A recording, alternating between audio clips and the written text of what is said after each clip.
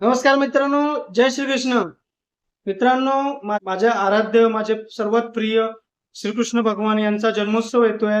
15 ऑगस्टला रात्री 12:49 जन्मोत्सव चालू होतोय. कृष्ण जन्माची गाथा नक्की सर्वांनी ऐकली पाहिजे, वाचली पाहिजे. आहे श्रीकृष्णाचा अवतार कथा आहे, ती पूर्णपणे नक्कीच वाचा. त्यातून नक्कीच काही ना काही बोध घेण्यासारखं आहे. श्रीकृष्णाने खूप चांगली शिकवण दिली आहे.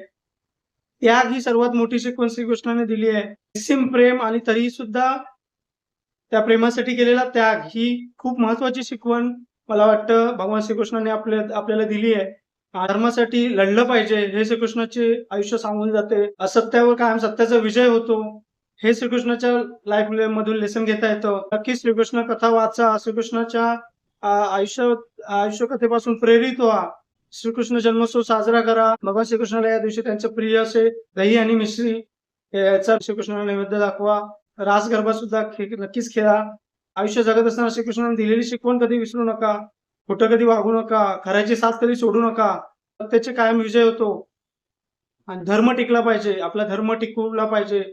धर्म टिकवण्यासाठी काही करायला तत्पर असलं पाहिजे. हे श्रीकृष्णाच्या कथेतून मी शिकवण घेतली आहे. तर तुम्ही पण नक्कीच श्रीकृष्ण कथा वाचा. आपल्या हिंदू धर्मातील खूप खूप पवित्र ग्रंथ भगवद्गीता याचं सुद्धा वाचन करा. आणि 16 ऑगस्टला कृष्णाच्या नामस्मरणात रंगून जा. या दिवशी विष्णू सहस्त्रनाम नक्की वाचा. कृष्ण नावाचा जाप करा. राधे राधेचा सुद्धा जाप करा. कृष्णाला सर्वात प्रिय व्यक्ती म्हणजे राधा. राधेचा जाप करा. तुमच्या आयुष्यात नक्कीच गोडवा उतरेल. श्रीकृष्णाचं नाव घेत तुमचे कर्म करत राहा. फळाची चिंता करू नका. फळ द्यायला तो वरती बसलाय. आयुष्य एन्जॉय करा. कमेंट मध्ये राधे राधे लिहायला विसरू नका. राधे राधे.